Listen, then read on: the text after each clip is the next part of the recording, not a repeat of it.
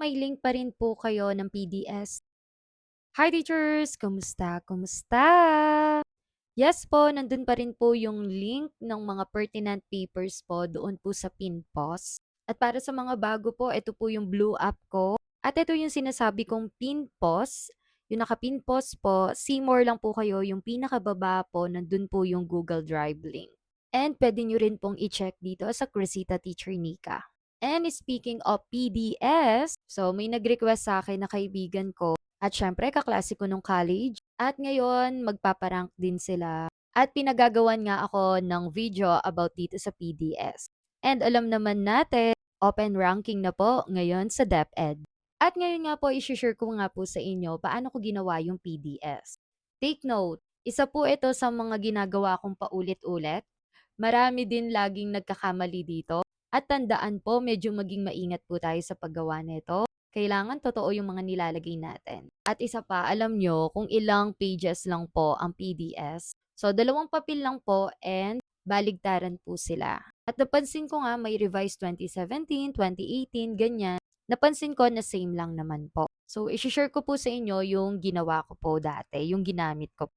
At ito nga po yung CS Form number 212 revised 2025 ng PDS po, Personal Data Sheet. So, umpisahan na natin. Let's start with personal information. Ilagay po natin yung pilido po natin dito. First name po natin. Makinig po ng mabuti. Do not abbreviate po. And caps lock po yung mga ilalagay po natin dito. So, Cruz Veronica. Then, middle name po natin. Middle name nyo po, and then yung name extension kung may junior, senior po.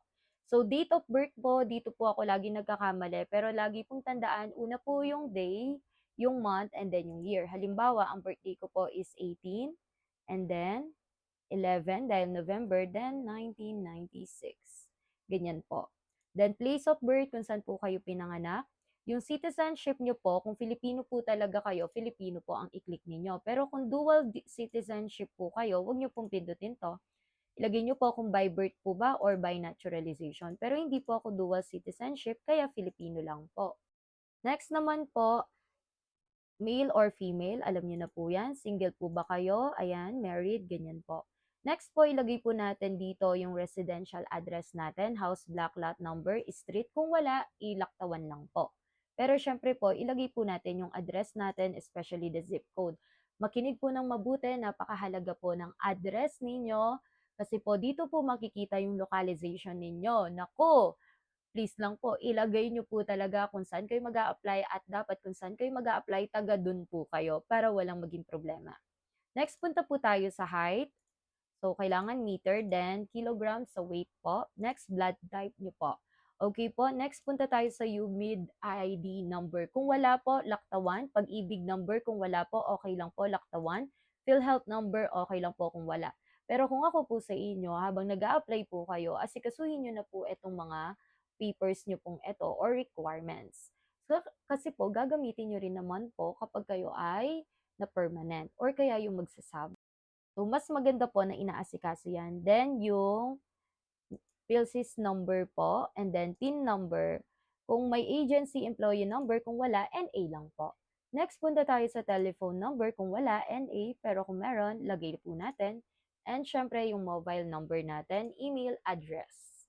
Next, punta na tayo sa ating family background. Kung may asawa ka na, ilagay lang po. First name, then middle name, at ang trabaho. Dito nyo po ilalagay yung kung may anak na po kayo, then ilagay po yung date of birth.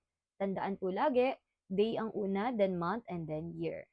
Next po, ayan, kung may business na po yung asawa nyo, business address, ilagay lang po. Punta pa tayo sa father's name, first name and middle name po, then name extension po. Sa mother's maiden name po, dapat po yung ilalagay pong pangalan ay yung pilido niya, yung dalaga po siya or hindi pa po siya kasal noon. Next po, punta tayo sa educational background.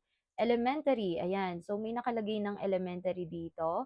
So, ilagay nyo po ano pong school, tapos basic education degree or course. Yun na nga po, dito sa elementary, ilagay lang natin name of school, do not abbreviate po. And then, yung basic education nyo po, kung graduate po kayo, pakilagay po primary education po. Halimbawa, ito po, primary education. education. So, elementary, saan ka nag-graduate? Kailan ka nag-start? And then, period of attendance. Like for example, 2003 to 2009. So, bakit ito naggaganito? Ang gagawin nyo lang, okay, kung napansin niyo kanina, nagbago siya, may 1995. So, ginawa ko na lang po, general, para malagay natin yung 2003 to 2006. Pero hindi to 2006, 2009 to. Ayan. At ayun na nga, para naman sa secondary, ilagay nyo lang yung school name ninyo.